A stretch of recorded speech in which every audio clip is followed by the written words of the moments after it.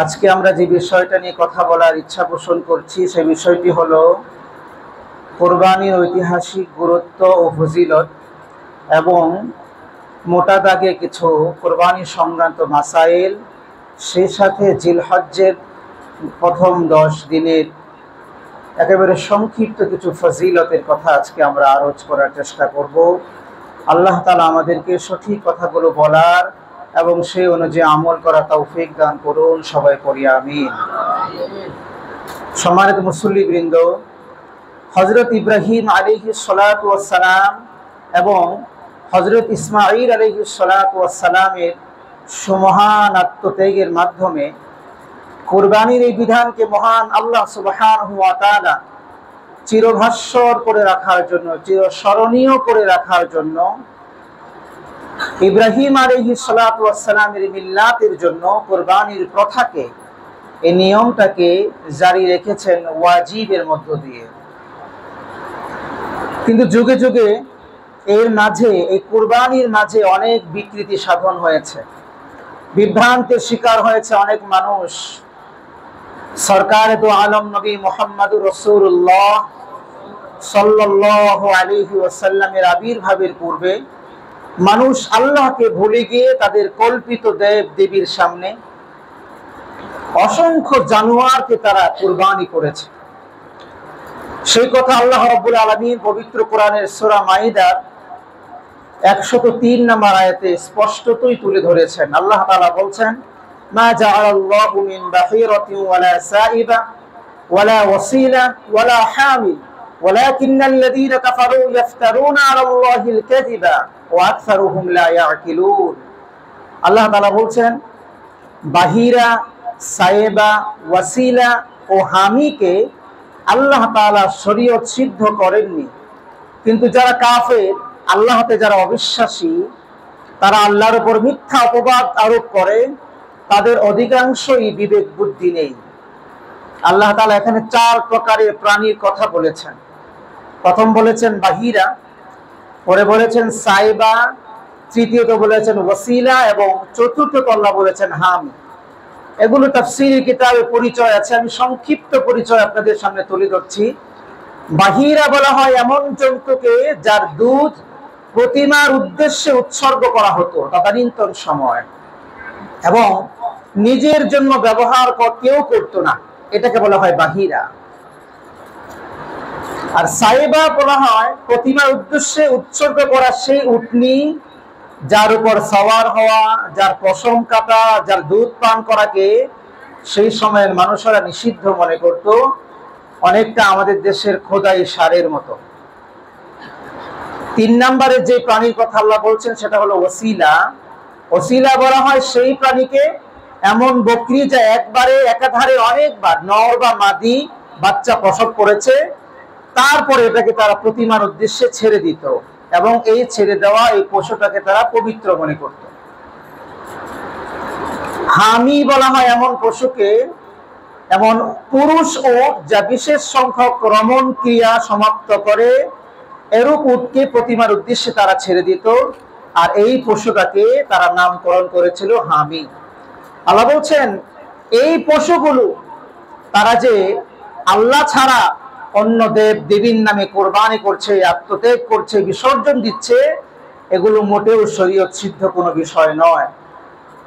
পৃথিবীর বিভিন্ন দেশে, বিভিন্ন সমাজে মনোবাঞ্ছনা পূরণ করার জন্য এবং দেব দেবীর সন্তুষ্টি অর্জনের জন্য মানুষ অনেক কুরবানি করেছে। এছাড়াও অনেক কুরবানি, এই কুপ্রথা পৃথিবীতে জারি ছিল। আপনি যদি ইতিহাস তালাশ করেন তাহলে দেখবেন আমাদের এই বাংলাদেশ, এই বাংলাদেশের ভূখণ্ডে নরবলির কিন্তু নিদর্শন রয়েছে। সিলেট জেলার উত্তর পূর্ব কোণে খাসিয়া জয়ন্তিয়া রাজ্যের রাজার রাজবাড়িতে এখনো যে বৃহৎ পাথরের একটা নরবলি দেওয়া হতো, এর একটা নালা এখনো পর্যন্ত দেখা যায়। পাথরের নালা যেখান দিয়ে বলির রক্তগুলো গড়িয়ে পড়তো, এখনো পর্যন্ত এটা রয়ে গিয়েছে। সম্মানিত হাজিরিন, মানুষ বলি দেবার ইতিহাস এটা আজকের নতুন নয়। আজ কেবলমাত্র এটা মুসলমান ছাড়া মুশরিকরা করছে, প্রতিমার উদ্দেশ্যে বিষয়টা সেরকম নয়। অনেক আগে থেকেই মানুষ বলি দেওয়ার ইতিহাস রয়েছে। আমি যদি আপনাদেরকে একটা হাদিস শোনাই, যে হাদিসে ওমর ইবনুল খাত্তাব রাদিয়াল্লাহু তাআলা আনহুর কারামতের কথা উল্লেখ রয়েছে, যদিও এর সনদ নিয়ে অনেক মুহাদ্দিসিনে কেরাম কথা বলেছেন, কিন্তু এটা বর্ণনা করার মতো। আমর ইবনুল আস রাদিয়াল্লাহু তাআলা আনহু যখন মিশর বিজেতা ছিলেন, মিশরের শাসনকর্তা গভর্নর হিসেবে ওমর ইবনুল খাত্তাব রাদিয়াল্লাহু তাআলা আনহু আমর ইবনুল আস রাদিয়াল্লাহু তাআলা আনহুকে সেনাপতি করে, গভর্নর করে সেই এলাকা শাসন করার জন্য তাকে দায়িত্ব দেওয়া হয়েছিল। হযরত আমর ইবনুল আস রাদিয়াল্লাহু তাআলা আনহু মিশর বিজেতা সেনাপতি ছিলেন, সেই হিসেবে তাকে সেই এলাকার গভর্নর বানানো হয়েছিল। তদানীন্তন সময়ের মানুষদের মধ্যে কুপ্রথা ছিল যে মিশরের নীল নদের মধ্যে প্রতি বছর সুন্দরী নারী বলিদান না করা হলে সেই নদীতে পানি আসতো না, নীল নদে পানি আসতো না। এই কুপ্রথা ছিল। অনেক পূর্ব থেকে সেই কুপ্রথা চলে আসার কারণে গভর্নর যখন খলিফাতুল মুসলিমিন ওমর ইবনুল খাত্তাব রাদিয়াল্লাহু তাআলা আনহু কর্তৃক আমর ইবনুল আস রাদিয়াল্লাহু তাআলা আনহু মিশরের হয়েছেন, তার কাছে লোকেরা গিয়েছে, আমরা তো প্রতি বছর এই কাজ করি, আপনি তো নতুন হয়েছেন, আপনি জানেন না, আমাদেরকে অনুমতি প্রদান করুন, আমরা এই কাজ করব। মিশর বিজেতা সেই গভর্নর আমর ইবনুল আস রাদিয়াল্লাহু তাআলা আনহু বলছিলেন, এই কাজ তো মুহাম্মদুর রাসূলুল্লাহ সাল্লাল্লাহু আলাইহি ওয়াসাল্লামের শরীয়তে নিষিদ্ধ। অন্যায়ভাবে কোনো মানুষকে বলিদান করা, অন্যায়ভাবে কোনো মানুষের ক্ষতি করা, মানুষকে শেষ করে দেওয়া ইসলামী শরীয়তে হারাম।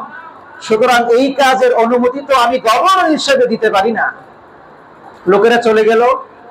চলে যাওয়ার পরে ঠিকই আল্লাহর কুদরত, সেই বছর মিশরের নীল নদে খরা শুরু হয়ে গেল, পানি নাই। যারা কৃষি কাজ করত, কৃষি কাজের একমাত্র ডিপেন্ডেন্ট ছিল কৃষি কাজের উপর, তারা তো পানির অভাবে অনেক কষ্ট করতে লাগলো। অবস্থা যখন বেগতিক, আমর ইবনুল আস রাদিয়াল্লাহু তাআলা আনহু চিঠি লিখলেন খলিফাতুল মুসলিমিন ওমর ইবনুল খাত্তাব রাদিয়াল্লাহু তাআলা আনহুর কাছে। ইমার্জেন্সি দূতের মাধ্যমে সেই চিঠি পৌঁছানো হলো। ওমর ইবনুল খাত্তাব রাদিয়াল্লাহু তাআলা আনহু একটা চিঠি লিখলেন আর একটা চিরকুট লিখলেন। চিরকুট লিখলেন গভর্নর আমর ইবনুল আস রাদিয়াল্লাহু তাআলা আনহুর কাছে। তিনি বললেন, তুমি যেই কাজ করেছো এটাই স্বতঃসিদ্ধ, ইসলামের কথা বলেছো, তোমাকে ধন্যবাদ। আরেকটি চিঠি লিখলেন ছোট্ট করে মিশরের নীল নদকে উপলক্ষ করে। এজন্যই মুহাদ্দিসিনে কেরাম বলেন এটা হলো ওমর রাদিয়াল্লাহু তাআলা আনহুর কারামত। সাহাবাদের মধ্য থেকে অনেকের কারামত প্রকাশিত হয়েছে, সকলের কারামত প্রকাশিত হওয়া জরুরি নয়। আজকাল তো আমাদের দেশে অনেক পীর ফকিরদের ক্ষণে ক্ষণে কারামত প্রকাশিত হয়, চাইলেই কারামত প্রকাশ করতে পারে। কারামত প্রকাশিত হওয়া দোষের কিছু নয়। কারামত আউলিয়া হাক্কুন, যে সমস্ত আউলিয়ায়ে কেরাম রাসূল করিম সাল্লাল্লাহু আলাইহি ওয়াসাল্লামের পুঙ্খানুপুঙ্খ অনুসরণ করে, রাসূলের সুন্নতের পুঙ্খানুপুঙ্খ যে সমস্ত উলামায়ে হক্কানি আবেদ যারা অনুসরণ করে, তাদের থেকে কখনো কখনো কারামত প্রকাশিত হয়ে যাওয়াটা স্বাভাবিক। এটা নবুয়তের একটি অংশ। কিন্তু অনেককে দেখা যায় সুন্নতের কোনো খবর নাই, তার জীবনের মধ্যে সুন্নতে মুআক্কাদা ছুটছে কতটা তার নিজের কোনো টের নাই, খবর নাই। এরকম মানুষ থেকে যখন কোনো কারামতের নামে কোনো কিছু প্রকাশিত হবে, তখন আমাদেরকে উলামায়ে হক্কানিগণ হাদিসের আলোকে এবং আসলাফগণ কথা আমাদেরকে বলেছেন, এই লোকেরা নিশ্চয়ই কোনো জাদু করে, না হয় জিনের মাধ্যমে এই কাজগুলো সংগঠিত করে। কারামত অস্বীকার করা যায় না, কিন্তু কারামতের নামে যাদের মধ্যে সুন্নত নাই, সুন্নতের বহির্ভূত নিজেই চলে, এরকম লোক থেকে এই ধরনের কোনো কাজ যদি সংগঠিত হয়, তাহলে মনে করতে হবে এটি জাদু, সেহর। তো ওমর ইবনুল খাত্তাব রাদিয়াল্লাহু তাআলা আনহু, আপনারা কি মনে করেন সুন্নতের কোনো বিরোধী ছিলেন? কি মনে করেন? হ্যাঁ, আরে তিনি তো মানশায়ে নবী ছিলেন, নবীজির মানশা ছিলেন, ওহীয়ে মানশা ছিলেন। তার মনের উপর নির্ভর করে অনেকগুলো আয়াত আল্লাহ রাব্বুল আলামিন কোরআনে কারীমের মধ্যে লিপিবদ্ধ করে দিয়েছেন। সুবহানাল্লাহ। তিনি চেয়েছেন, তিনি যেটা চেয়েছেন, ওমর ইবনে খাত্তাব এমন অনেক চাওয়াকে আল্লাহ তাআলা প্রাধান্য দিয়ে কোরআনে কারীমে আল্লাহ তাআলা আয়াত নাযিল করে দিয়েছেন। শুধু তাই না, আমার নবী বলেছিলেন, আমার পরে যদি এই পৃথিবীতে কোন নবী হয়ে যেত, যেহেতু হওয়ার কোনো চান্স নাই, তাহলে ওমর ইবনে খাত্তাব রাদিয়াল্লাহু তাআলা নবী হয়ে যেত। সুবহানাল্লাহ। নবী বলেছেন, ওমর তো সেই ওমর যে ওমর রাস্তা দিয়ে হেঁটে গেলে শয়তান সেই রাস্তা দিয়ে আসতে ভয় পায়, অন্য রাস্তা দিয়ে যায়, এই রাস্তা দিয়ে আসে না। ওমর তো সেই ওমর, খলিফাতুল মুসলিমিন ওমর ইবনে খাত্তাব রাদিয়াল্লাহু তাআলা আনহু। এই ওমরকে যখন প্রশ্ন করা হয়েছে, আপনি বলেন তো দেখি, আপনি জান্নাতি হবেন না জাহান্নামী হবেন? নির্ঘাত তিনি বলতে পারতেন, আল্লাহর ফজলে আমি জান্নাতি হব। কারণ আশারে মুবাশশারা যারা 10 জন এই দুনিয়াতে আল্লাহর নবী যাদেরকে সার্টিফিকেট দিয়েছেন, যারা সত্যি সত্যি জান্নাতে চলে যাবে সোজা, তাদের মধ্যে অন্যতম হলেন ওমর ইবনে খাত্তাব রাদিয়াল্লাহু তাআলা আনহু। তিনি এই কথা জানার পরেও তিনি বলেছেন, আমি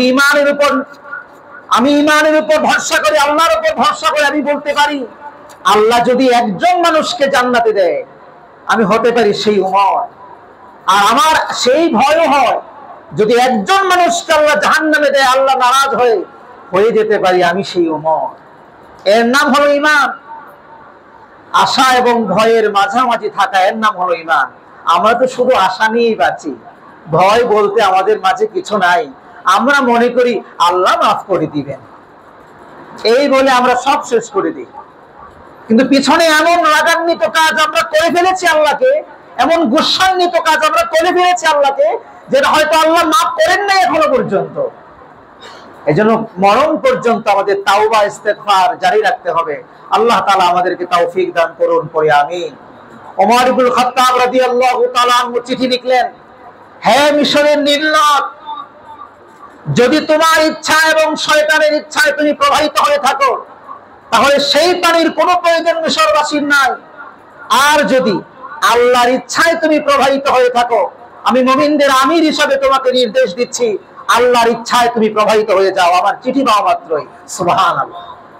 এই চিঠি লিখে দূতকে বলে দিলেন, বিশেষ দূতকে বলে দিলেন, যাও আমর ইবনে আস রাদিয়াল্লাহু তাআলা আনহুকে গিয়ে বলবে, এই চিঠি যেন তিনি নীল নদের মাঝখানে রেখে আসেন এবং দ্রুতগামী গোল সোয়ার দিয়ে রেখে আসেন। ওখানে থাকা যাবে না, ফেলানো মাত্রই খুব দ্রুত উপরে আসতে হবে। যেই কথা সেই কাজ, খলিফাতুল মুসলিমিনের নির্দেশ। কি হবে কি হবে না এটা দেখার সময় নাই, নির্দেশ পালন করা। তিনি নির্দেশ পালন করলেন মাত্র। আজও নীল নদ ইতিহাসের সাক্ষী হয়ে আছে। এই যে প্রবাহিত হয়েছে, এই প্রবাহমান পানি এখনো পর্যন্ত মানুষ যদি যায়, সেই মিশরের নীল নদকে না দেখে আসতে পারে না। এই নীল নদকে উপেক্ষা করে, এই নীল নদের কাছাকাছি মিশরের সভ্যতা এখন গড়ে উঠেছে। নীল নদকে কেন্দ্র করেই মিশরের যত বড় স্থাপনা, যত বড় সভ্যতা, সবকিছু এখন গড়ে উঠেছে নীল নদকে কেন্দ্র করে। আল্লাহ তাআলা এই কারামত, সাহাবায়ে কারামত, এই কারামতকে বিশ্বাস করে আমাদের ঈমানকে বৃদ্ধি হওয়ার তৌফিক দান করুন, করি আমিন। আরেকটা কারামত ছিল, ওমর ইবনে খাত্তাব রাদিয়াল্লাহু তাআলা আনহু সিরিয়াতে লোকেরা গিয়েছিল, মুজাহিদরা গিয়েছিল যুদ্ধ করার জন্য। ওমর ইবনে খাত্তাব জুমার মিম্বারে দাঁড়িয়েছেন। হঠাৎ করে তিনি দেখতে পেলেন সেই সিরিয়া, সেই মদিনা, আল্লাহ তাআলা অলৌকিকভাবে কারামত প্রকাশিত হয়ে গেল। তিনি দেখতে পেলেন পিছন দিক থেকে লোকেরা, শত্রু বাহিনী অতর্কিত হামলা করার জন্য আসছে। তিনি এখান থেকে ডাক দেন, ইয়া সারিয়া জাবাল, হে সারিয়া, পাহাড়ের দিকে তাকাও। শত শত মাইল দূরে আওয়াজ পৌঁছানো সম্ভব? আল্লাহ তাআলা সেই আওয়াজ পৌঁছে দিলেন। সে সারিয়া বললেন যে আমি যখন আওয়াজ শুনতে পেলাম, মনে হচ্ছিল পিছন দিক থেকে আমাকে ওমর ডাকছেন, পিছনে পাহাড়ের দিকে শত্রু বাহিনী আছে। আমি পিছনে তাকালাম, তাকিয়ে দেখি শত্রু বাহিনী পিছনে। সুবহানাল্লাহ। এই কারামত গুলো সত্য, কারণ এগুলো সাহাবাদের কারামত। এজন্য বলেছি, উলামায়ে হক্কানি রব্বানি যারা সুন্নতের পুঙ্খানুপুঙ্খ আমল করেন, সুন্নত ফরজ ওয়াজিব তো অনেক দূর কি বাত है ভাই। ফরজ ওয়াজিব তো থাকবেই থাকবে, থাকতেই হবে। পারতপক্ষে কোন সুন্নাত, সুন্নতে জায়েদা যেটাকে আমরা বলি, এই সুন্নতে জায়েদা পর্যন্ত তিনি পারতপক্ষে ছাড়বেন না। মাকরুহে তানজিহি পারতপক্ষে তিনি করবেন না, তার থেকে প্রকাশিত হবে না। এমন যদি কোনো আল্লাহর ওলি থাকে, তার থেকে যদি কোনো কারামত প্রকাশিত হয়, নির্দ্বিধায় সেই কারামত নবুয়তের একটি অংশ। তো সেই বলিদানের ইতিহাস বলছিলাম, সেই বলিদানের ইতিহাস সেই পূর্বে থেকেই ছিল। সম্মানিত হাজিরিন, ইসলাম এসব জাহিরি যুগের কুপ্রথাকে বিলুপ্ত করে একমাত্র আল্লাহর উদ্দেশ্যে কুরবানি করাকে আল্লাহ তাআলা বৈধ করে দিয়েছেন। আল্লাহ বলছেন, ফাসাল্লি লিরাব্বিকা ওয়ানহার। আল্লাহর নামে যেমন নামাজ পড়বেন, কুরবানিটাও করতে হবে কার নামে? আল্লাহর নামে। এই আয়াতে আল্লাহ রাব্বুল আলামিন নামাজ এবং কুরবানি একত্রিত আনার উদ্দেশ্য কি? আল্লাহ এই কথা বুঝাইতে চাইলেন, নামাজ যেমন আল্লাহ ছাড়া কারো জন্য করা যায় না, কুরবানিও আল্লাহ ছাড়া কারো নামে করা যায় না। আচ্ছা, যদি এখন আমাদের দেশের সবচেয়ে বড় আলেম, তদানীন্তন সময়ে সবচেয়ে বড় বুজুর্গ হিসেবে আমরা যাদেরকে চিনি, হাফিজ জি হুজুর রহমাতুল্লাহি আলাইহি, পীর জি হুজুর রহমাতুল্লাহি আলাইহি, এই ধরনের মানুষদেরকে আমরা সাধারণত অনেক বড় আলেম বা বুজুর্গ হিসেবে চিনে থাকি। সাধারণ মানুষের নামে কুরবানি করলে তো হবে না, কথা ঠিক। নিশ্চয়ই এই সমস্ত বড় আলেমদের নামে কুরবানি করলে কুরবানি হওয়ার কথা। কি বলেন, কুরবানি হবে? আরে এটা তো অনেক দূরে। মুহাম্মদুর রাসূলুল্লাহ সাল্লাল্লাহু আলাইহি ওয়াসাল্লামের নামেও যদি কেউ কুরবানি করে, এই কুরবানির গোশত খাওয়া মুসলমানদের জন্য হারাম। আমার কথা কি আমি বুঝাইতে পেরেছি? তাহলে কুরবানি করতে হবে কার নামে? এই কথা আল্লাহ সুবহানাহু ওয়া তাআলা সূরা আনআমের 12 নম্বর আয়াতে স্পষ্ট করে দিলেন, কুল ইন্না সলাতি ওয়া নুসুকি ওয়া মাহইয়ায়া ওয়া মামাতি লিল্লাহি রাব্বিল আলামিন। আল্লাহ বলছেন এই আয়াতে একেবারে স্পষ্ট করে বলে দিয়েছেন যে নামাজ যেমন, কুরবানি তেমন, হায়াত মওত সব যেমন আল্লাহর জন্য, এই কুরবানিটাও করতে হবে কোন মানুষের নামে না, কোন নবীর নামে না, কোন পীর ফকির গাউসের নামে নয়, একমাত্র কার নামে? আওয়াজ করে বলেন, কার নামে? সম্মানিত মুসল্লিয়ানে কেরাম, আসলে সংক্ষিপ্ত ভাবে আমরা কুরবানির গুরুত্ব এবং ফজিলত সম্পর্কে এখন কথা বলি। কুরবানির দিনে আল্লাহ তাআলার নিকট সবচাইতে পছন্দনীয় আমল হলো মুসলমানের জন্য কুরবানি করা। রাসূলুল্লাহ সাল্লাল্লাহু আলাইহি ওয়াসাল্লাম সব সময় কুরবানি করেছেন, সামর্থ্য থাকা সত্ত্বেও। যারা কুরবানি করবে না, রাসূলুল্লাহ সাল্লাল্লাহু আলাইহি ওয়াসাল্লাম তাদের বিরুদ্ধে সতর্কবাণী উচ্চারণ করেছেন। ইবনে মাজাহ হাদিসে এসেছে, নবীজি বলেছেন, قال رسول الله صلى الله عليه وسلم من كان له ساعة ولم يضحي فلا يقربن مصلانا। যে ব্যক্তি সামর্থ্য থাকা সত্ত্বেও কুরবানি করে না, সে যেন আমাদের ঈদগাহে না আসে, সে যেন আমাদের ঈদগাহে না আসে। কত বড় সতর্কবাণী রাসূলুল্লাহ সাল্লাল্লাহু আলাইহি ওয়াসাল্লাম করেছেন। সুনানে তিরমিজিতে আম্মা জান আয়েশা সিদ্দিকা রাদিয়াল্লাহু তাআলা আনহা থেকে হাদিস এসেছে, عن عائشة رضي الله تعالى عنها قالت قال رسول الله صلى الله عليه وسلم ما عمل آدمي من عمل يوم النحر أحب إلى الله من إهراق الدم إنه ليأتي يوم القيامة بقرونها وأشعارها وأزلافها وأن الدم ليقع من الله بمكان قبل أن يقع من الأرض فطيبوا بها نفسا। তিরমিজি 1493 নম্বর হাদিস। আল্লাহ হাবিব সাল্লাল্লাহু আলাইহি ওয়াসাল্লাম বলেন, কুরবানির দিন রক্ত প্রবাহিত করা অর্থাৎ জবেহ করা অপেক্ষা আল্লাহ তাআলার নিকট সবচেয়ে অধিকতর মানুষের পক্ষ থেকে কোনো আমল আর হইতে পারে না। একমাত্র কুরবানির দিনে সবচেয়ে পছন্দনীয় আমল হলো কি ভাই? কুরবানি করা। আওয়াজ করে বলেন না, কি? কুরবানি করা। নিশ্চয়ই আল্লাহ নবী বলেন, নিশ্চয়ই কিয়ামতের দিন কুরবানি দাতার পাল্লায় কুরবানির পশু, এর শিং, পশম এবং খুর সহ উপস্থিত হবে। এর রক্ত মাটিতে পড়ার আগেই আল্লাহ তাআলার কাছে বিশেষ মর্যাদায় পৌঁছে যায়। সুতরাং নবীজি বলেন, সুতরাং স্বচ্ছন্দ হৃদয়ে তোমরা কুরবানি করবে। সুবহানাল্লাহ। মুস্তাদরাকে হাকিমের বর্ণনায় সাঈদ আল খুদরি রাদিয়াল্লাহু তাআলা তিনি বলেন, عن أبي سعيد الخدري رضي الله تعالى عنه قال قال رسول الله صلى الله عليه وسلم لفاطمة عليها الصلاة والسلام قومي إلى أضحيتك فاشهديها فإن لك بأول قطرة تقطر من دمها يغفر لك ما سلف من ذنوبك. قالت يا رسول الله هذا لنا أهل البيت خاصة أو لنا وللمسلمين عامة؟ قال لنا وللمسلمين عامة. হযরত আবু সাঈদ খুদরী রাদিয়াল্লাহু তাআলা আনহু বর্ণনা করেন, বিশ্বনবী মুহাম্মদ রাসূলুল্লাহ সাল্লাল্লাহু আলাইহি ওয়াসাল্লাম ফাতেমা রাদিয়াল্লাহু তাআলা আনহাকে উদ্দেশ্য করে বলেন, হে ফাতেমা, তুমি তোমার কুরবানির পশুর দিকে যাও এবং কুরবানির কার্য তুমি প্রত্যক্ষ করো, কেননা পশু থেকে নির্গত প্রথম রক্তবিন্দুর ওসিলাতেই তোমার পূর্ববর্তী গুনাহসমূহকে যিনি ক্ষমা করে দিবেন তিনি কে? আল্লাহ। ফাতিমা রাদিয়াল্লাহু তাআলা আনহা জিজ্ঞেস করলেন, ইয়া রাসূলুল্লাহ, এই ফজিলত কি কেবলমাত্র নবী পরিবারের জন্য খাস নাকি উম্মতে মুহাম্মদী সবার জন্য এটা? রাসূলুল্লাহ সাল্লাল্লাহু আলাইহি ওয়াসাল্লাম বললেন, না, এটা সবার জন্য, আমাদের জন্য যেই রকম উম্মতে মুসলিমার জন্য ঠিক এই রকম। সুবহানাল্লাহ। তাহলে এখান থেকে বোঝা যায় যারা কুরবানি করবে, যাদের পক্ষ থেকে কুরবানি করবে, তারা কুরবানির পশুর কাছে যাওয়া, দেখা, কুরবানি জবে দেখা, এটা এক ধরনের সুন্নাহ, এটা অংশগ্রহণ করা ভালো। সম্মানিত মুসল্লিয়ানি কেরাম, এছাড়াও মিশকাত শরীফে যায়েদ ইবনে আরকাম রাদিয়াল্লাহু তাআলা আনহু থেকে হাদিস এসেছে, আন যায়েদ ইবনে আরকাম রাদিয়াল্লাহু তাআলা আনহু قال قال اصحاب رسول الله صلى الله عليه وسلم يا رسول الله ما هذه الاضاحي؟ قال سنة ابيكم ابراهيم عليه الصلاة والسلام. قالوا فما لنا فيها يا رسول الله؟ قال بكل شاة حسنة. قالوا فالصوف يا رسول الله؟ قال بكل شاة من الصوف حسنة. মিশকাতের 129 নম্বর হাদিস। রাসূল করিম সাল্লাল্লাহু আলাইহি ওয়াসাল্লাম কে জিজ্ঞেস করলেন সাহাবায়ে কেরাম, ওগো আল্লাহর নবী, কুরবানি এটা কি? আল্লাহর নবী বললেন, এটা তোমাদের পিতা ইব্রাহিম আলাইহিস সালাতু ওয়াস সালামের সুন্নাহ।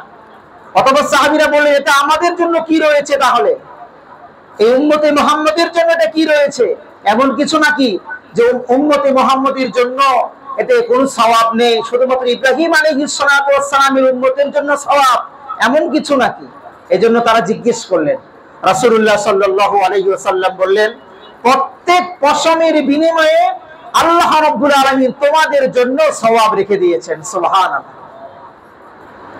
সাহাবায়ে কেরাম জিজ্ঞেস করলেন, ওগো আল্লাহর নবী, এমন কিছু পশু আছে যে পশুর পশম গুচ্ছ গুচ্ছ আকারে হয়, খুব আলোক আলোক হয় না, মজবুত মজবুত ভাবে হয়, অনেকগুলো একসাথে হয়, সেগুলোর ক্ষেত্রে কি একটা গুচ্ছকে এক একটা পশম হিসেবে ধরা হবে? আল্লাহর নবী বলেছেন, না, সেই গুচ্ছের ভেতরে যতগুলো এক একটা করে পশম জমাট হয়ে গুচ্ছ হয়েছে, আর প্রত্যেকটা পশমের বিনিময়ে আল্লাহ তাআলা তোমাদেরকে সওয়াব দান করবেন। সুবহানাল্লাহ। সম্মানিত হাজিরিন, এ হলো কুরবানির ফজিলত। এবার আমরা সংক্ষিপ্তভাবে জানবো কুরবানি সংক্রান্ত কিছু মাসাইল, যেগুলো আমাদের জানা একান্ত দরকার। বাকি সময়ের সংক্ষিপ্ততার কারণে যে মাসাইলগুলো বলা যাবে না, আমাদের নিকটবর্তী মুহাক্কিক উলামায়ে কেরামের থেকে সেই সংক্রান্ত বিষয়গুলো জেনে তারপর ইনশাআল্লাহ আমরা আমল করার চেষ্টা করব ইনশাআল্লাহ। প্রথমত যে বিষয়টা আমি আপনাদের দৃষ্টি আকর্ষণ করতে চাইবো সেটা হলো যে, প্রথম প্রশ্ন হলো, ইসলামের আলোকে কুরবানির হুকুম কি? এটা কি ফরজ, ওয়াজিব, সুন্নাত নাকি নফল? এই বিষয়টা নিয়ে আমাদের অনেকের মধ্যেই কিছু কানাঘুষা আছে, আর কানাঘুষার কারণ হলো এর মধ্যে মত পার্থক্য আছে, সালফে সালেহগণের থেকে এটার মত পার্থক্য আছে। তবে অনেকগুলো দালাইলের দিক থেকে মজবুত হলো কুরবানি এটা ওয়াজিব। অনেকগুলো দলিলের কারণে এটা বোঝা যায় কুরবানি করা ওয়াজিব।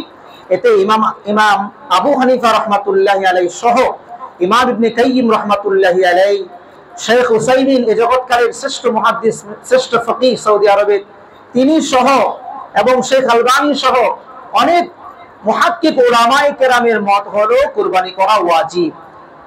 আবার অনেক কিছু কিছু উলামায়ে কেরামের মতে এটা সুন্নতে মুআক্কাদা। যদি বিধানের দিক থেকে লক্ষ্য করা হয়, সুন্নতে মুআক্কাদা এবং ওয়াজিব প্রায় কাছাকাছি আমল, দুটাই না করলে ইচ্ছাকৃত ছেড়ে দিলে শাস্তি। এজন্য সতর্কতা হলো কুরবানি কি ওয়াজিব মেনে নিয়ে এই আমলটুকু করা। যেমন মুসনাদে আহমদে এবং ইবনে মাজাতে যে হাদিসটিকে উল্লেখ হয়েছে, সেই হাদিসে রাসূল করিম সাল্লাল্লাহু আলাইহি ওয়াসাল্লাম বলেন, যেটা আমি পূর্বে বলেছি, মান কানা লাহু সাআ ওয়া লাম ইউযহি ফালা ইয়াকুরবান্না মুসাল্লানা, যার কাছে কুরবানি করার মতন সামর্থ্য আছে, সে যদি ছেড়ে দেয়, কুরবানি না করে, এমন লোক নবীজি বলেছেন সে যেন আমাদের ঈদগাহেও না আসে। এখান থেকে বোঝা যায় রাসূলুল্লাহ সাল্লাল্লাহু আলাইহি ওয়াসাল্লামের সতর্কবাণী থেকে বোঝা যায় যে কুরবানি করা ওয়াজিব। এবং আয়াত থেকে বোঝা যায় আল্লাহ তাআলা ফাসাল্লি লিরাব্বিকা ওয়ানহার, আল্লাহ এখানে উজুব করেছেন, আমর উজুবের জন্য হয়। আদেশ আল্লাহর পক্ষ থেকে কোনো আদেশ যদি হয়, সে আদেশটা উজুব অর্থাৎ ওয়াজিব হিসেবে সাব্যস্ত হয়। আল্লাহ বলেছেন ফাসাল্লি লিরাব্বিকা ওয়ানহার, আপনি আপনার প্রভুর জন্য যেমন নামাজ পড়বেন, আপনি আপনার প্রভুর জন্য কুরবানিও করুন। আল্লাহ যেহেতু নির্দেশ করেছেন, এই নির্দেশটা ওয়াজিবের ক্ষেত্রে প্রাধান্য পায়। দ্বিতীয় প্রশ্ন হলো, কুরবানি এবার কার জন্য ওয়াজিব? কি পরিমাণ সম্পদের মালিক হলে কুরবানি ওয়াজিব হবে, এটা জানা আমাদের উপর জরুরি। কুরবানির নিসাব হচ্ছে যাকাতের নিসাব, যেরকম 7.5 ভরি সোনা, 52.5 ভরি রূপা এর নিসাব। যাকাত যেমন ভাবে যে নিসাবে হয়, কুরবানি একই নিসাবে হয়। পার্থক্য শুধু যাকাত 1 চন্দ্র বছর স্টে করতে হয়, আর কুরবানিটা 1 চন্দ্র বছর স্টে করার কোনো প্রয়োজন নেই। কুরবানির যে 10 দিন, 10, 11, 12, 3 দিন, এই 3 দিনে যদি কারো কাছে 52.5 ভরি রূপার সমপরিমাণ টাকা যদি থাকে, তাহলে তার উপর কুরবানি ওয়াজিব হয়ে যায়। এক্ষেত্রে আরেকটি বিষয় আমাদের বোঝার বিষয় হলো, আমাদের প্রয়োজনের অতিরিক্ত কোনো সম্পদ যদি আমাদের কাছে থাকে, সেই সম্পদ কুরবানির ক্ষেত্রে দত্তব্য হবে। যেমন ধরুন, আমাদের কারো কাছে 2টি ফ্ল্যাট আছে, একটি ফ্ল্যাট আমার প্রয়োজন পূরণ করতে সক্ষম, আরেকটি ফ্ল্যাট প্রয়োজন পূরণের জন্য জরুরি নয়, এটা আমার অতিরিক্ত সম্পদ। এই অতিরিক্ত সম্পদ হিসাবের মধ্যে আসবে যদি 52.5 ভরি রূপার সমপরিমাণ সম্পদ হয়। এটা একটা তো কোনা সমানই হয়ে যাবে একটা ফ্ল্যাটে, ঠিক কিনা? সেই হিসাবে তার উপর কি আসবে? কুরবানি ওয়াজিব হয়ে যাবে। কারো কাছে যদি গ্রামে 10-12 বিঘা জমি থাকে, তার 1 বছরের খোরাকি যদি 12 বিঘা জমি থাকলেও 10 বিঘা শেষ হয়ে যায়, তাহলে অতিরিক্ত 2 বিঘা হলো অতিরিক্ত সম্পদ। এই অতিরিক্ত সম্পদ হিসাব হবে, হিসাব হয়ে যদি নেশাব পরিমাণ সম্পদের সমপরিমাণ হয়ে যায়, তাহলে তার উপর কুরবানি করা ওয়াজিব হয়ে যাবে। এমনি ভাবে আপনি আপনার মতো করে হিসাব করবেন। আমাদের মহিলাদেরও যে সমস্ত এমন দামি জিনিস তাদের ঘরে আছে, যেগুলো সাধারণত বছরে ব্যবহার করে না, এমন অনেক জিনিস আমাদের ফ্যামিলিতে আছে, সেগুলো প্রয়োজনের অতিরিক্ত হিসাব করে সেগুলোর উপর নেশাব ধর্তব্য করা হবে। যেমন তারপরে টিভিও প্রয়োজনের অতিরিক্ত সম্পদ হিসেবে ফুকাহে কেরাম বলেছেন, এটাকেও নেশাবের মধ্যে অন্তর্ভুক্ত করা লাগবে। এমনি ভাবে আমরা উলামায়ে কেরাম থেকে জেনে আমল করবো ইনশাআল্লাহ। 3 নম্বর প্রশ্ন হচ্ছে, কোন কোন পশু দ্বারা কুরবানি করা যাবে? আল্লাহ তাআলা কোরআনে বলেছেন বাহিমাতুল আনআম, এই পশুগুলো দ্বারা কুরবানি করা যাবে। এগুলো কি আল্লাহ বলে দিয়েছে, সেগুলো হলো উট, গরু, মহিষ, ভেড়া, দুম্বা, ছাগল। এই নির্দিষ্ট এই কতগুলো পশু দিয়ে কুরবানি করা যায়। উটের বয়স 5 বছর হওয়া লাগবে, গরু মহিষের বয়স 2 বছর হওয়া লাগবে। দাঁত ধর্তব্য নয়, আমাদের দেশে দাঁত খেয়াল করা হয়, দাঁত উঠছে কিনা, দাঁত কয়টা। অনেক সময় এমন হতে পারে বয়স না হলেও দাঁত হতে পারে, সম্ভাবনা থাকে। এজন্য বয়সটা পারফেক্ট, আমরা বয়স খেয়াল করব। বয়স যদি হয়ে যায়, আর কি হলো না হলো এটা আমাদের দেখার বিষয় না। বয়স যদি 2 বছর হয়ে যায় এনাফ, আলহামদুলিল্লাহ। ভেড়া, দুম্বা, ছাগল, ভেড়া, দুম্বা এগুলো 1 বছর। তবে ভেড়া দুম্বার ক্ষেত্রে একটু এক্সেপশনাল আছে, এটা হলো এগুলো 6 মাসের যদি হয়, সেগুলো যদি 1 বছরের পালের মধ্যে ছেড়ে দিলে মোটা তাজা চিহ্নিত করা যায় না, মনে হয় যে 1 বছরের মতোই, তাহলে ভেড়া এবং দুম্বা 6 মাসের অতিরিক্ত যদি হয়, সেটা দিয়েও কুরবানি চলবে। তবে ছাগলের ক্ষেত্রে বিশেষ সতর্কতা হলো ছাগলের 1 বছরের একদিনও যদি কম হয়, ফুকাহায়ে কেরাম বলেছেন এটা দিয়ে কুরবানি করা চলবে না। চতুর্থ প্রশ্ন হলো, পশুতে কি কি দোষ থাকলে কুরবানি করা যাবে না? অনেকগুলো দোষ আছে, তার মধ্যে আমি একটা হাদিস আপনাদেরকে বলছি, এটা আপনারা ফলো করলে ইনশাআল্লাহ মোটা দাগে জিনিসগুলো আপনারা খেয়াল করতে পারবেন। নবীজি সাল্লাল্লাহু আলাইহি ওয়াসাল্লাম বলেছেন 4 ধরনের দোষী পশু দ্বারা তোমরা কুরবানি করবে না।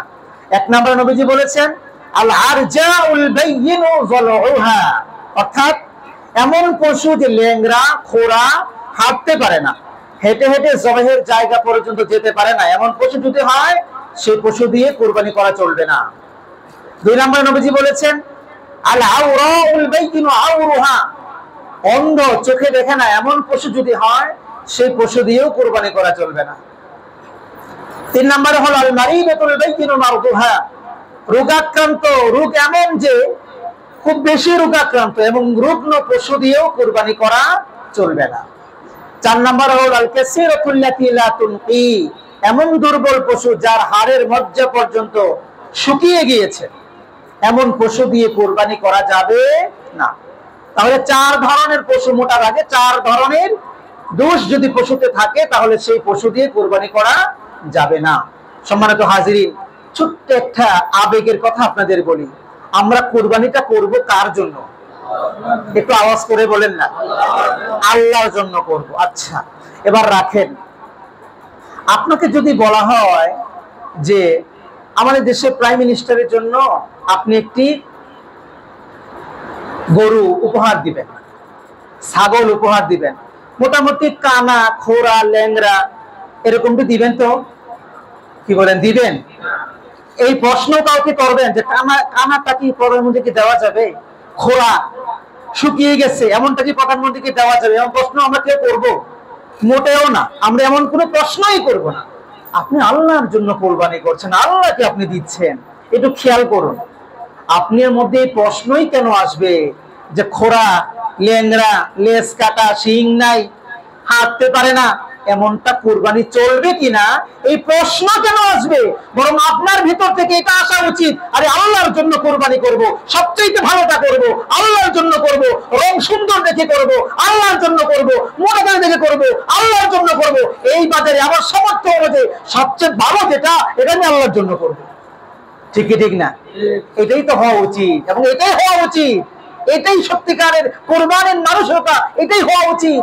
আপনি এই মাসালার মধ্যে যাবেন কেন যে কানাটা, খোরাটা, ল্যাংড়া চলবে কি চলবে না, এই মাসালায় আপনি যাবেন কেন? তার আগেই আপনাকে কেটে পড়তে হবে, না আমি আল্লাহর জন্য কুরবানি করব। কিসের ল্যাংড়া, কিসের খোরা, কানা, এই নাই সেই নাই, ছাল বাকল উঠে গেছে, অনেক বয়স হয়ে গেছে, হাড় শুকিয়ে গিয়েছে, এগুলো কেন আপনাকে প্রশ্ন করতে হবে?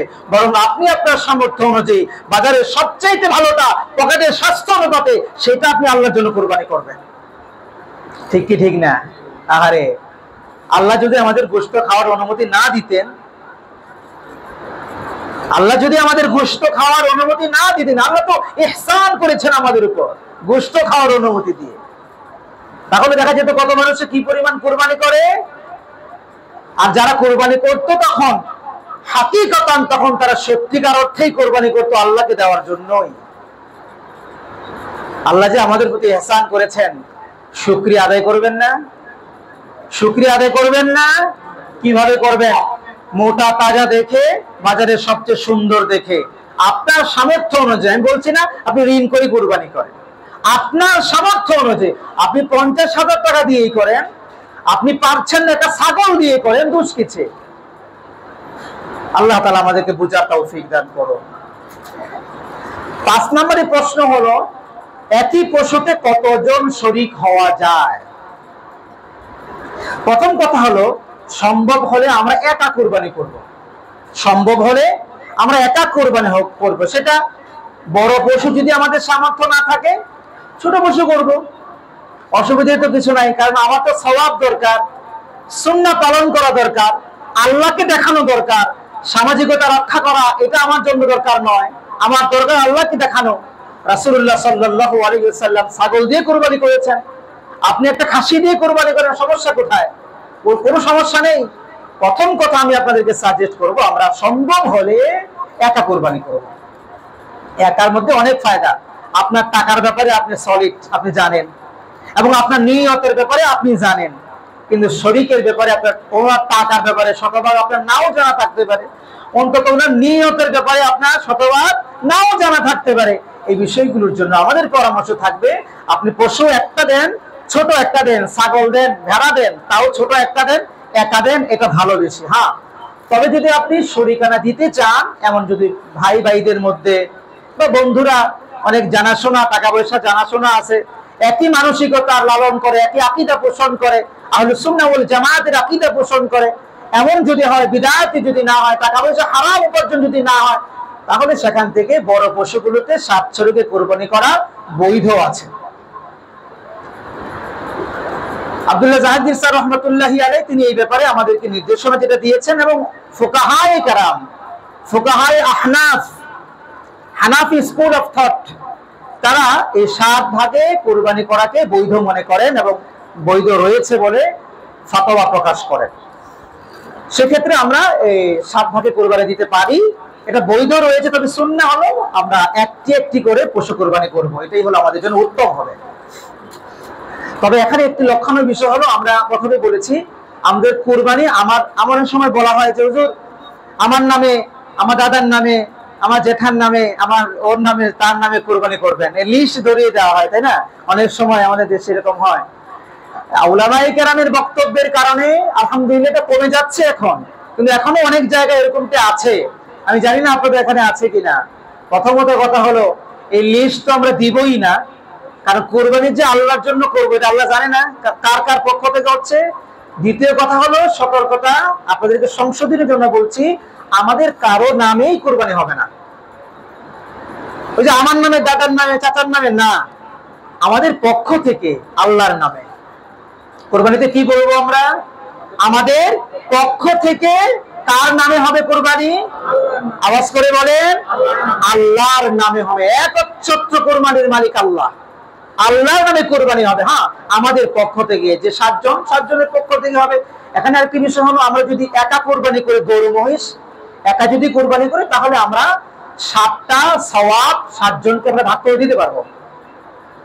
তাদের পক্ষে কোরবানি করে 7টা আমার টাকা, আমার সব, কিন্তু আমি আমার দেখা গেছে আমার আহলিয়া কোরবানির উপযুক্ত হয় নাই, নেশাব পরিমাণ সম্পদের মালিক হয় নাই, আমি তার পক্ষ থেকে কোরবানি দিয়ে দিলে তার ডবল কোরবানি সওয়াব হবে, তারও সওয়াব হবে, আমারও সওয়াব হবে। দেখা গেছে আমার বাবা, তিনি এখন তার কাছে সেই পরিমাণ অর্থ নেই যে অর্থ থাকলে নেশাব পরিমাণ সম্পদের মালিক হয়, তার পক্ষ থেকে আমরা কোরবানি দিতে পারবো, তারও সওয়াব হবে, আমাদেরও সওয়াব হবে। এরকম মৃত যারা আছে, ফুকাহায়ে কেরাম বলেছেন মৃতদের পক্ষ থেকেও কোরবানির অংশগ্রহণ করাই আপনি দিতে পারেন। যে আপনার একা কোরবানি করছেন, সেখানে আপনার 2-3 জন যারা জীবিত আছে তাদের পক্ষ থেকে দিচ্ছেন, 1-2 জন যারা আপনার বাবা বা আপনার দাদা, আপনার মা যারা ইন্তেকাল করেছেন, তাদের পক্ষ থেকে সওয়াব রেসানের উদ্দেশ্যে আপনি কোরবানি করতে পারেন। ফুকাহায়ে কেরাম মত প্রকাশ করেছেন। 6 নাম্বার প্রশ্ন হলো, কোরবানির গোশতকে কত ভাগ করতে হবে? কোরবানির এই মাংসকে 3 ভাগ করা মুস্তাহাব, তবে এটা জরুরি নয়। কোরবানির মাংসকে 3 ভাগ করা মুস্তাহাব, জরুরি নয়। তবে আমি আপনাদেরকে বলবো, কোরবানি তো আমরা আল্লাহর জন্যই করতেছি, আর কোরবানিতে অনেকগুলো কারণের মধ্যে এটাও একটা কারণ, যে অনেকগুলো বিষয়ের মধ্যে এটাও একটি বিষয় যে গরিবেরা, আমরা তো প্রায় সময় গোশত কিনে খাবারের মতন সামর্থ্য আমাদের হয়, যার দরুন আল্লাহ তাআলা আমাদের মাধ্যমে কোরবানি ফরজ ওয়াজিবও করেছেন, কোরবানিও আমরা করতে পারতেছি। এই গোশত তো আমাদেরই হক। যেহেতু মুস্তাহাব একটি আমল এখানে আছে, সুন্নাহ একটি আমল এখানে আছে, আপনার উচিত হবে 3 ভাগ করে 1 ভাগ গরিব মিসকিনকে দেওয়া, তারা যেন অন্তত কয়েক বেলা, কয়েক দিন পেট পড়ে কোরবানির গোশত খেয়ে মহান রব্বুল আলামিনের শুকরিয়া আদায় করতে পারে। তারা দেখবেন বছরেও খাইতে পায় না, অনেক গরিব আছে। এই জন্য গরিবকে আপনি দিবেন, দেখে শুনে দিবেন। কাছের গরিব থাকলে বেশি ভালো, তাদেরকে দিবেন। নিকট আত্মীয় হলে বেশি ভালো, তাদেরকে দিবেন, সেদিকে লক্ষ্য রাখবেন। তারপরে আত্মীয় স্বজন যারা, আত্মীয় স্বজনকেও 1 ভাগ দেওয়া, 1 ভাগ নিজের জন্য রাখা। হ্যাঁ, যদি ফ্যামিলি অনেক বড় হয়, 20-25 জনের ফ্যামিলি, যৌথ ফ্যামিলি এমন যদি হয়, আর আপনি একটি ছাগল কোরবানি করেছেন মাত্র আপনার পক্ষ থেকে, তো ছাগল কোরবানি করলে মোটামুটি 20 জনের ফ্যামিলি হলে 3 দিনেই শেষ হয়ে যাওয়ার কথা, বা 2 দিনেই শেষ হয়ে যাওয়ার কথা রান্না করলে। সেই ক্ষেত্রে আপনি যদি চান 3 ভাগ না করতে পারেন, নাও করতে পারেন, এটা বৈধ রয়েছে। বড় পশুর বেলায়ও বৈধ রয়েছে, গরু ছাগলের বেলায়ও বৈধ, গরুর মহিষ উটের বেলাও বৈধ রয়েছে। তবে উচিত হবে কোরবানি যেহেতু আল্লাহর জন্য করছি, 3 ভাগ করে সুন্নাহ হিসাবে 1 ভাগ গরিবকে দেওয়া, 1 ভাগ আত্মীয় স্বজনকে দেয়া, এবং 1 ভাগ নিজের জন্য রাখা, এটাই হবে সুন্নাহ। আল্লাহ তাআলা আমাদেরকে আমল করার তৌফিক দান করুন। এখানে একটি বিষয় আমি যেহেতু উল্লেখ করেছি, একটা শব্দ আমি বলেছি মাংস। আমাদের মধ্যে অনেকের মধ্যে একটা দ্বিধা দ্বন্দ্ব আছে, যেহেতু মাংস বলা যায় কিনা, না নাকি গোশতই বলতে হয়। অনেকে মনে করি যে মাংস মানে মায়ের অংশ, এরকম অনেক কিছু মনে করি, যার কারণে এটা নাকি হারাম, এরকম একটা কথা আমাদের সমাজে প্রচলিত আছে। না, আসলে এটি সত্য কথা নয়। মাংস ম আকার অনুসার দন্তস, তালব্যস্য নয়, দন্তস মাংস, অংশ হলো তালব্যস্য দিয়ে, আর এটা হলেও কোনো অসুবিধা ছিল না। আর আমরা যেটা বলছি মাংস, এটার বানান হলো ম আকার অনুসার দন্তস্য। সুতরাং এই মাংস বলাতে কোনো অসুবিধা নাই, যদিও শুনতে অংশের মতোই শোনা যায়। শুনতে তো অনেক কিছু শোনা যায়, কিন্তু অর্থ তো ভিন্ন হতে পারে না। পেন, পেন, পেন, এক পেন হলো কলম, আরেক পেন হলো ব্যথা, আরেক পেন হলো কড়াই, আছে না? এক এক পেনের কি উচ্চারণ কাছাকাছি, কিন্তু শুনতে কাছাকাছি হলে অর্থের ভিন্ন আছে। ঠিক দন্তস্ব তালব্যস্যের মধ্যে অর্থের ভিন্নতা আছে। এটা নিয়ে আমাদের মধ্যে যেন কোনো বিভ্রান্তি না হয়। 7 নম্বর যে বিষয়টা হলো, নিয়তের মধ্যে গরমিল থাকলে কোরবানি হবে না। এই বিষয়টা আমরা খুব খেয়াল করব।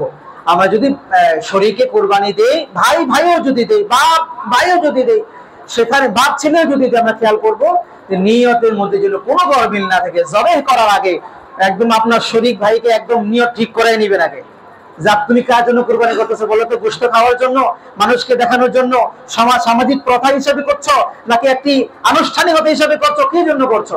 এগুলো সব বুঝাইয়া নিয়ে তারপরে বলবেন না এগুলো কিছু না, আল্লাহর জন্য করতেছি। কার জন্য? আল্লাহর জন্য করলে আল্লাহ আমাদেরকে গিফট করবেন, এগুলো আমরাই খেতে পারবো, কিন্তু খাওয়ার নিয়ত করা যাবে না। ঠিক না? যেমন এই যে দেখেন, এই যে জানলা, এই জানলা আমরা আমাদের ঘরে যখন জানলাগুলো আমরা কাটি, তো জানলাগুলো কাটার সময় যদি আমরা এই নিয়ত করি জানলা দিয়ে মসজিদের মাইকের আজান ঢুকবে, মসজিদের মাইকের আজান ঢুকবে, পাশে আবার একটি মাদ্রাসা আছে, হিফজখানা, তাহফিজুল কোরআন মাদ্রাসা, এই মাদ্রাসা কোরআনে কারীমের আওয়াজ আমি শুনতে পাবো, সওয়াবও হবে। আলো বাতাস বন্ধ থাকবে? কি বলেন, আলো বাতাস কি বন্ধ থাকবে? আলো বাতাস তো অটোমেটিক ঢুকবে, কিন্তু আপনার সওয়াব হবে নিয়তের কারণে। আর আপনি যদি এই নিয়ত করেই কাটেন যে আলো বাতাস ঢুকবে, হ্যাঁ আলো বাতাস ঢুকলো, কিন্তু সওয়াব হলো না। এজন্য নিয়তটা সংশোধন করা জরুরি, প্রিয় ভাইয়ের আমার। তারপরে বিষয় হলো যে কোরবানির সাথে আকিকা করা যায় কিনা, এটা আমাদের অনেকের প্রশ্ন থাকে। প্রথম কথা হচ্ছে আকিকা একটি ভিন্ন আমল, কোরবানি একটি ভিন্ন আমল। এই বিষয়টা আমাদের খেয়াল রাখা উচিত। আকিকা একটি ভিন্ন আমল, কোরবানি একটি ভিন্ন আমল। আর আকিকার সুন্নাহ হলো বাচ্চা জন্মের 7ম দিন, 7ম দিনে আকিকা করা হলো সুন্নাহ। ছেলের পক্ষ থেকে 2টি ছাগল, মেয়ের পক্ষ থেকে 1টি ছাগল আকিকা করা হলো সুন্নাহ। এই বিষয়টা আমরা অনেকে ভুলে যাই। হ্যাঁ, যদি কেউ 7ম দিনে করতে না পারে, তো আমাদের আয়েশা সিদ্দিকা রাদিয়াল্লাহু তাআলা আনহার একটি হাদিস থেকে বোঝা যায় যে 14তম দিন এবং 21তম দিনেও আকিকা করা যায়, সুন্নাহর মধ্যে পড়ে যাবে আশা করা যায়।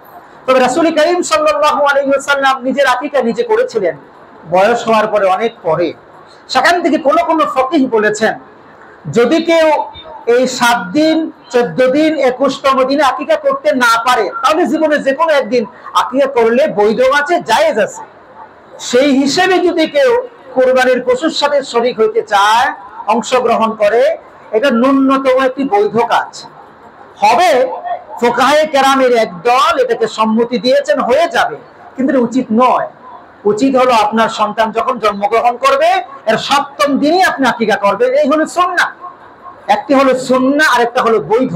এজন্য আমাদেরকে খেয়াল রাখতে হবে সুন্নাহ কোনটি, বৈধ দিকে নয়। সুন্নাহ যেটি সেটিকে প্রাধান্য দিতে হবে। আল্লাহ তাআলা আমাদেরকে বুঝার তৌফিক দান করুন। এবার আমরা সংক্ষিপ্তভাবে বলবো আশুরার এই জিলহজ্জের প্রথম 10 দিনের কি আমল, সংক্ষিপ্তভাবে আমরা বলে শেষ করছি। আল্লাহ সুবহানাহু ওয়া তাআলা এই 10 দিনের কসম করেছেন, ওয়াল ফাজর ওয়া লায়ালিন আশর। আল্লাহ এই 10 দিনের কসম করেছেন, সঙ্গত কারণেই বোঝা যায় ওই 10 দিনের ফজিলত আল্লাহ তাআলার কাছে কত বেশি।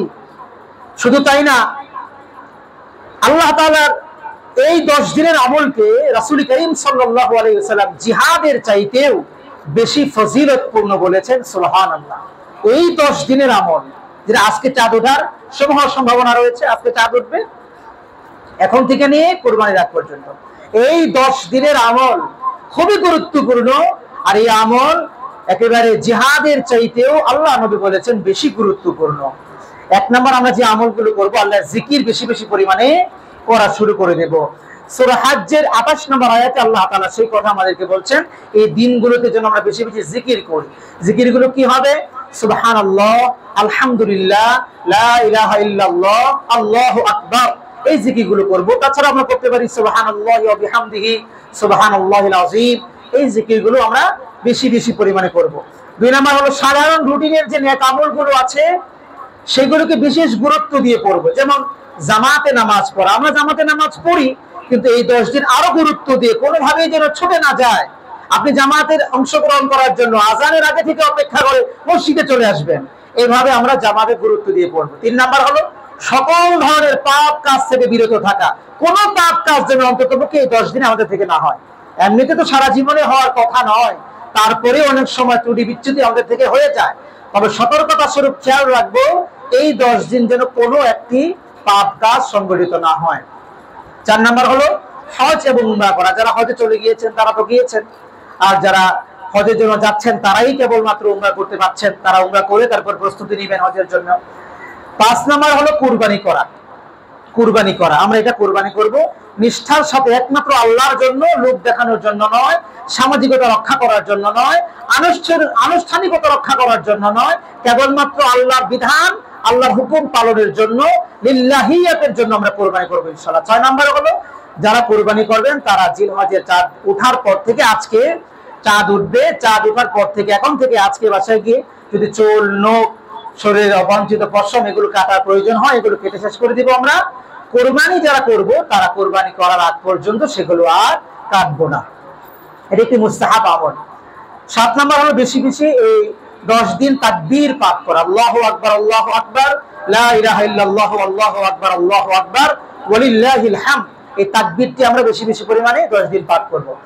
আর আরাফার দিনে ফজর থেকে নিয়ে, অর্থাৎ 9 তারিখের ফজর, আরাফার দিনে আমাদের দেশের 9 তারিখের ফজর থেকে নিয়ে আইয়ামে তাশরিকের শেষ দিবস অর্থাৎ 13 তারিখের আসর পর্যন্ত আমরা তাকবীরে তাশরিক প্রত্যেক ফরজ নামাজের পর একবার করে পড়ব। কতবার করে পড়ব? একবার। পুরুষেরা সশব্দে আর মহিলারাও পড়বে, নিজের কানে শুনতে পাওয়া যায় এরকম শব্দ করে তারাও পড়বে। এটা ওয়াজিব, একবারে বেশি পড়া কোনো প্রয়োজন নেই। আরেকটা হলো 9 নাম্বার আমল হলো আরাফার দিনে রোজা রাখা। রাসূলুল্লাহ সাল্লাল্লাহু আলাইহি ওয়াসাল্লাম এই 9 দিন, পুরা 9 দিন রোজা রেখেছেন, একদম 1 তারিখ থেকে নিয়ে 9 তারিখ পর্যন্ত। আরাফার দিনে রোজা নিয়ে আমাদের দেশে দুটি মত। একটি হলো কেউ কেউ বলছেন আরাফা যেদিন সংগঠিত হয় সেই দিনে রোজা রাখা, কেউ বলছেন যে পরিভাষার দিক থেকে আরাফা যেটা ইয়াউমুল আরাফা, এই দিনে রোজা রাখা। পারিভাষিক দিক থেকে আরাফার পরের দিন হলো ইয়াউমুন নাহর। ইয়াউমুন নাহর হলো 10 তারিখ, যেদিন কুরবানি করা হয়। 10 তারিখের আগে হলো 9 তারিখ। সেই হিসেবে আমাদের দেশে 9 তারিখ, 9 জিলহজ আরাফার রোজা রাখা। এই রোজার ফজিলত হলো কেউ যদি এই রোজা রাখে তো আল্লাহ তাআলা পূর্বের 1 বছরের গুনাহ এবং পরের 1 বছরের গুনাহকে আল্লাহ তাআলা মাফ করে দেন। সুবহানাল্লাহ, খুবই ফজিলতপূর্ণ আমল। এজন্য আমরা এটা পড়ার চেষ্টা করব ইনশাআল্লাহ।